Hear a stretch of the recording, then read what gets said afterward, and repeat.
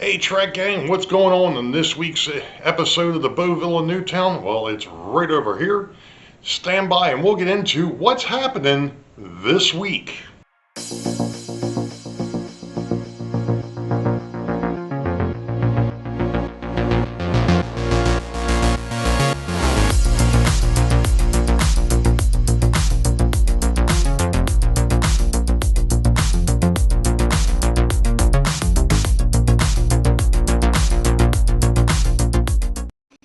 Well, hello Track Gang and welcome to episode 1 for 2025. It happens to be January the 1st. Happy New Year for what it is. We're back here at the bench again, namely because we're still working on this dude. Of course, I did get a little bit of flack last week about the fact that I called this thing the Black Knight. And really, since I was in the Navy, yeah, it's probably not a good thing because, well, we all know about those Army guys. Yeah, anyway.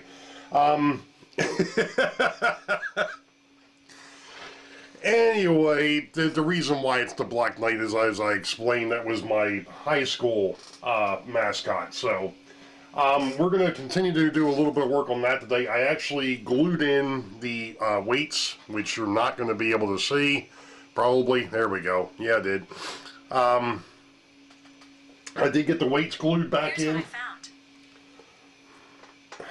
It's amazing. You know, I talk to the watch won't respond. If I'm not talking to it, it goes, here's what I found. Anyway, stupid thing. Any rate, wanted to mention one thing. On the trailer or opening video for 2025, there was a mistake made, and I decided, number one, it was a little too late to go back and change it, and I didn't bother putting up any type of a blurb over top, and that is the fact that I misspoke when I was doing the overview of the railroad. I said south from Richmond. It was actually supposed to be south from Harrisburg, because we don't go any further south than Richmond.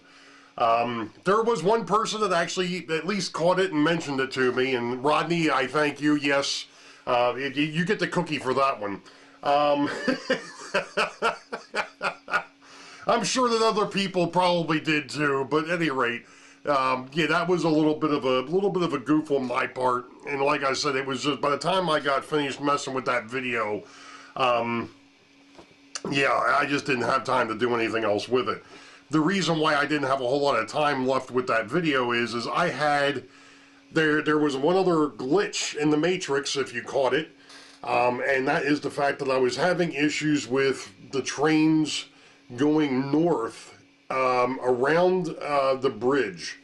And I'm not sure what the deal was over there, but I really had an issue with the steam locomotive and its cars as it was going northbound across that thing. It took me like 6 takes before I finally got one that was halfway decent. And the reason being is 2 of those box cars are actually over here on the workbench, because I found one of them, the wheels are out of gauge, and the other one, the coupler, it keeps coming off. And it happens to be one of the old Boeville units, and I have to sit here and figure out exactly what it is I'm going to do about that. But first, we're going to get into putting the second deck into the Black Knight, so I can at least put the wheels back on it, because really, in reality, outside of being gloss coated and then getting some decals on it, this thing is ready to go back on the railroad because it still has its reporting marks. Although it'll no longer be for the Penn Central, it'll now be for the Boeville in Newtown. So that's pretty much that. So let me stop the camera here, swing it on around behind me, and we'll get into messing with the Black Knight and the other things that are sitting on the bench. Okay, I'm not sure how well this is going to go, but we're going to give it a shot. I'm going to see, that's the way I want to go, because this will get me across the gap. I do believe the way I did this when I took them out, of course now I got it stuck.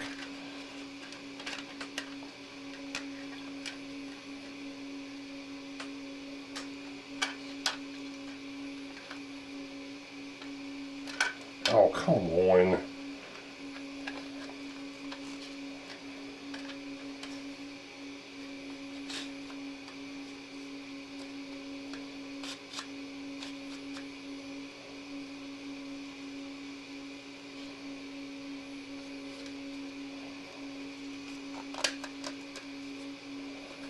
And apparently that is something I didn't think about.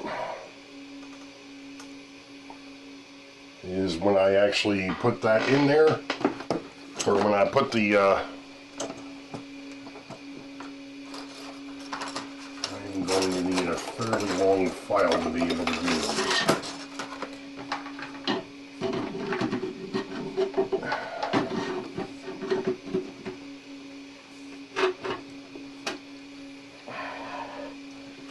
And of course, because of the fact that I decided to move this thing back, the drawer system back, that's not going to work. That's a triangle file. I need a flat file.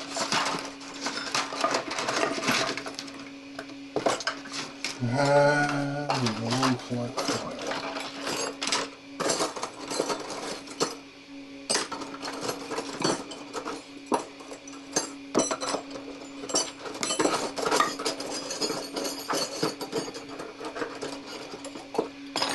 Figures, I've got triangle files, I've got round files, but I don't have, wait a minute,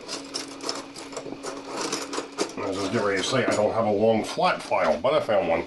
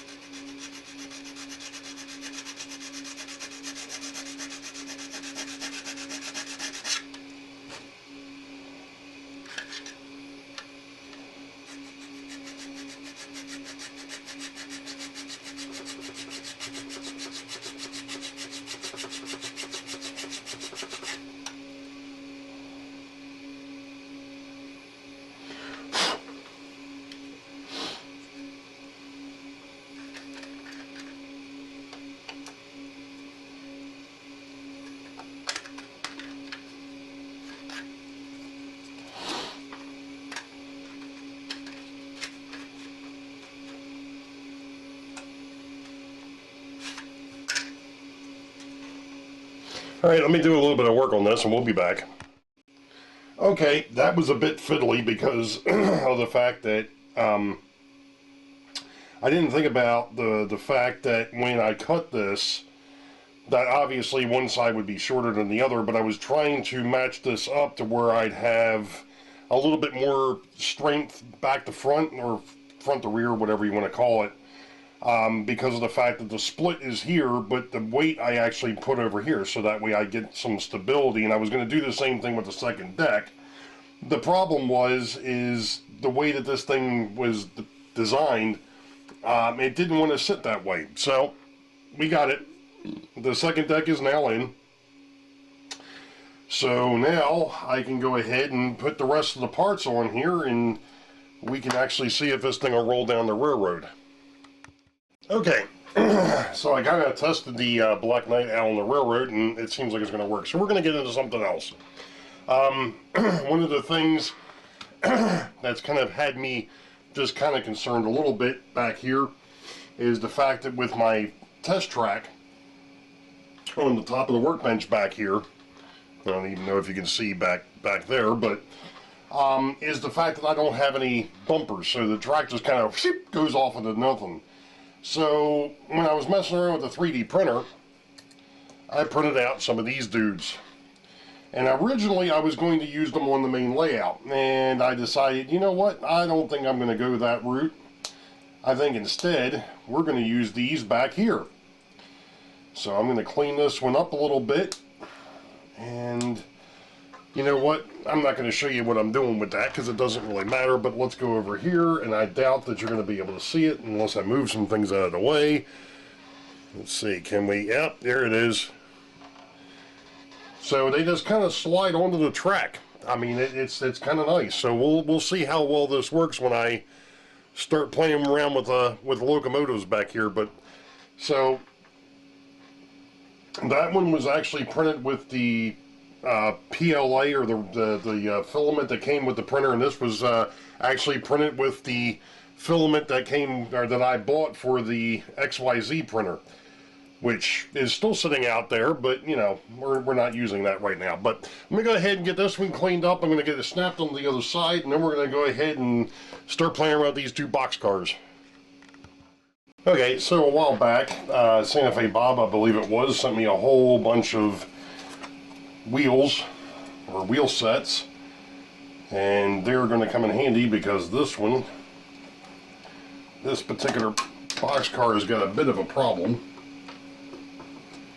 That is the fact that its wheels, at least that one set, was way out of gauge, and you can't fix those. So we're going to go over the wheels that have got a metal axle, and we'll see if these will actually work on this old, I think this is an old Marks car.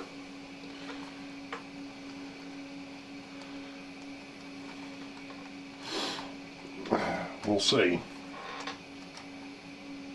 Of course, I've got it jammed in there.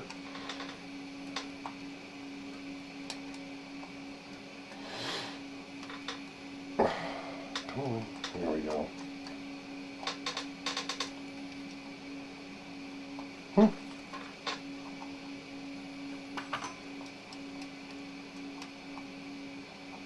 little stiff.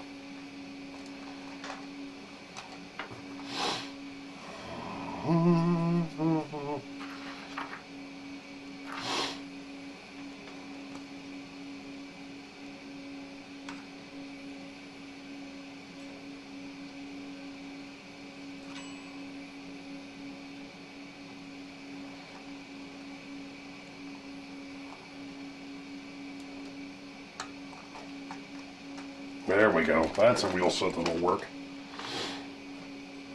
Cool. That's one set fixed. This was the other one. Figures. It was like one set on one truck and one set on the other truck that were out of gauge. And of course, like I said, with those solid axle wheel sets, you can't fix those. So, you know, once they're out of gauge, they're out of gauge, and there's no coming back. And I got a feeling that this one might be a little, nope, perfect. All right, let's check the other two. Actually, I was wrong. This wheel set is also screwed up. So 3 out of the 4.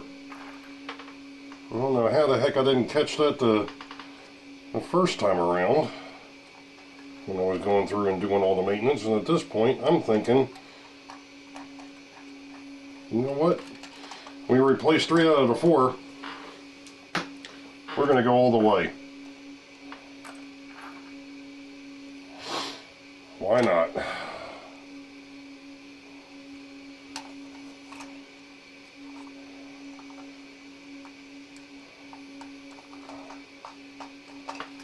There we go.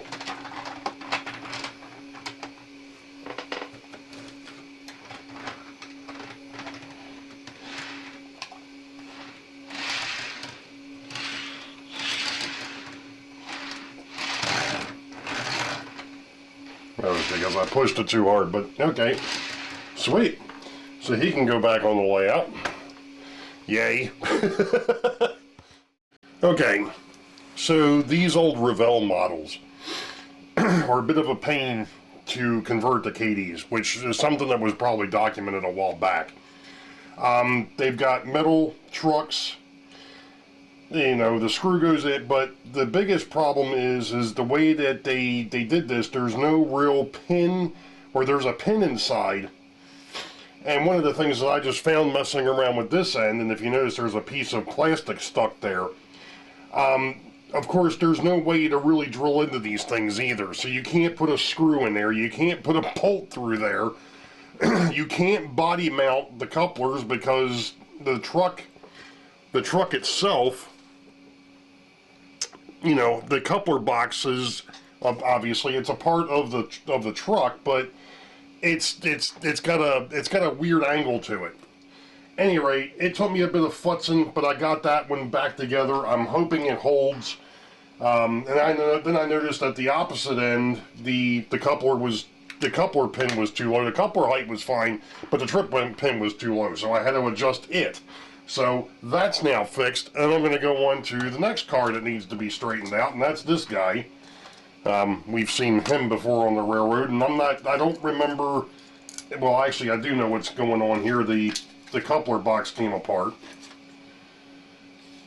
for some reason, and this is a problem because, yeah, not only did the coupler box come apart, but I don't have the screw.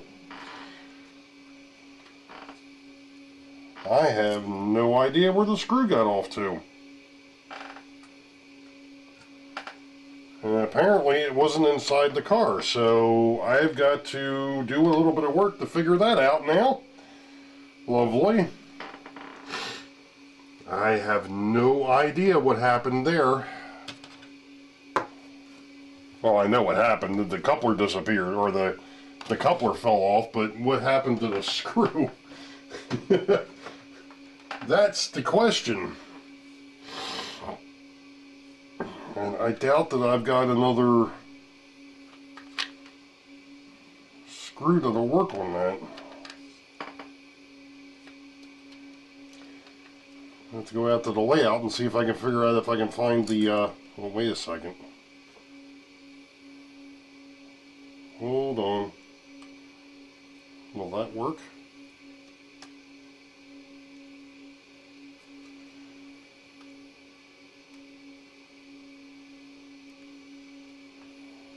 Maybe not. Alright. Yeah, these are short frickin' screws too. Alright. Well, I'll have to go out there and see if I can figure out if I can find the screw. Okay, so I found a screw that'll work. And now he's back together, so now he can go back out to the layout. So that's 3 cars repaired. I just have to figure out where that New Haven and that MSTL one was, as far as on the layout. But that takes care of that for the moment. I'm going to go ahead and put these tools away so I can actually close the toolbox back up, because I do have something that I want to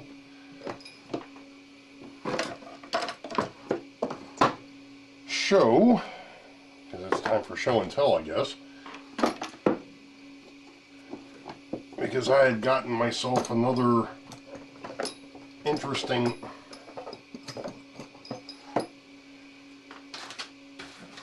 mail call, but this one here came from somebody that shall remain anonymous. But it's one of those things that, to a point, I can really use,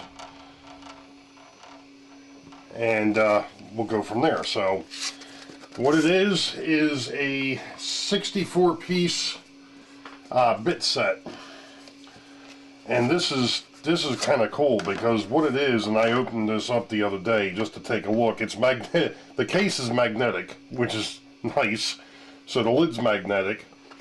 But basically what you have is you have the handle, and then of course you have all the different little bits that just slide in and then slide back in here. Not only that, but you've got this nice flex bit too.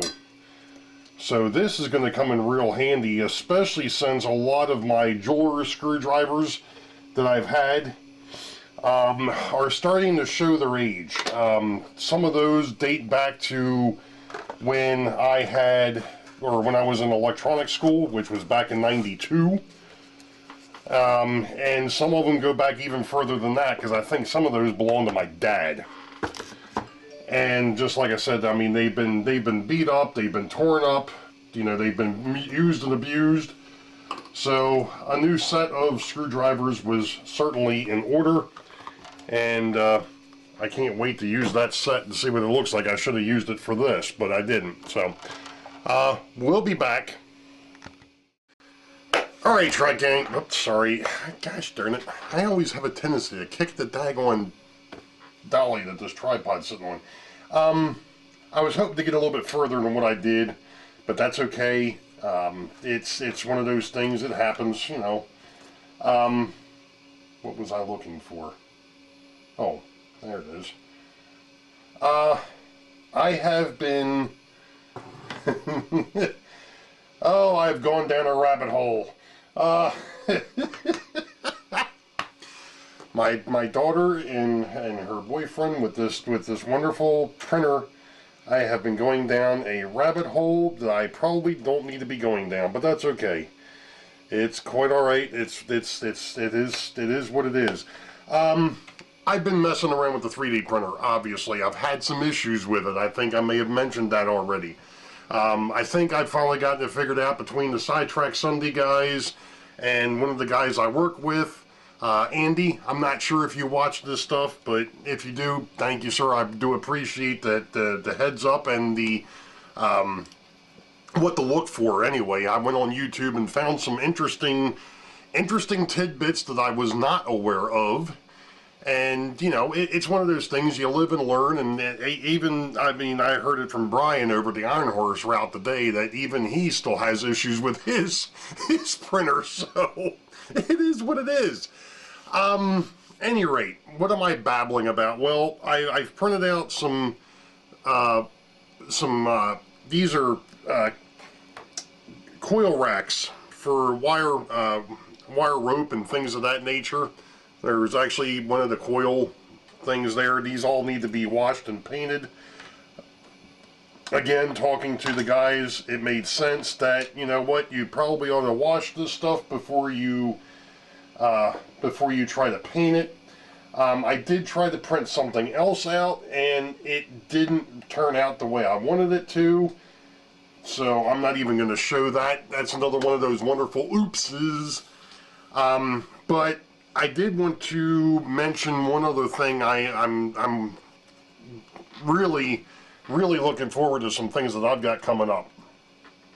And that is, I've got some stuff that Mr. Santa Fe Bob had sent me a while back that I'm actually going to be digging into some more besides the Autorack. Obviously, that is now pretty much done. I've got to get a couple things for that. I was talking to John number 2 over at Schoolkill this morning, and I was asking him, or actually it was yesterday, I was asking him about something that him and I had discussed, and he's like, actually what you want to do is you want to paint it with a gloss coat, then put the decals on, and then put dull coat on it. I'm like, okay. Guess what I don't have? I don't have any gloss coat. I've got dull coat, I don't have gloss coat. So it's going to be back to Michael's on Saturday to go ahead and get some gloss coat so I can put some gloss on there, and then I can, when the decals get here, I will start dealing with that. But like I said, I've got some things that are coming that I want to work on that I think is going to be, it's going to be unique. It's going to be another foray into a different world here for me. Something I haven't done, and I haven't done in years.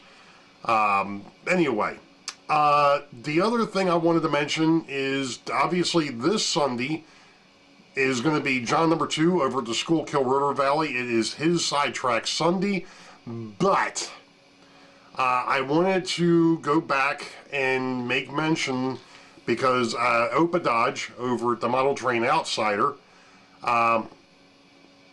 he was really impressed with the history lesson that I gave for the video that is now the channel opener. I told him, I said, what's funny is I said, I kind of went off of memory because back in 1990, 89, 90, somewhere in that time frame is when my parents moved, and it was right after that they had an unfinished basement, and I started talking to my dad, and when I was overseas, I had started buying things and started coming up with track plans, and I came up with a track plan for the basement, which is a lot different than the monster that I'm dealing with now. But I came up with the track plan, and I came up with a history for it. And I haven't touched that in years, and there's multitude of reasons why. But if you've seen the schedule, you know that January the 12th, I'm going to be doing Sidetrack Sunday. This is a little bit of a change in the schedule. We talked about this at the end of last year when we when Rick, or Nissy and Rick had to take a step back. We brought Brian and Bob in, and due to scheduling conflicts and things of that nature, it was easier to kind of shuffle a little bit, and that's what's going to happen in January. So you're going to have John, myself, then I believe it's Dave, and then it's going to be Bob. And then in February, we still got to figure out exactly what's going on in February, because I don't think we've come up with that schedule yet. So we're going to try to keep it normal, as normal as can be, but understand we are going to do some shuffling as well, just to go ahead and keep everybody on their toes. So, with that being said, don't forget John number 2 over at the Schuylkill River Valley this Sunday, which will be Sunday the 5th. I plead the 5th. Sunday the 5th, 8 p.m. U.S. Eastern, John number 2, Schuylkill River Valley. His link is in the description below, and you all know the deal. Wait for the highball. Green tracks ahead. We'll catch you all next time. Be safe. God bless. We will see ya.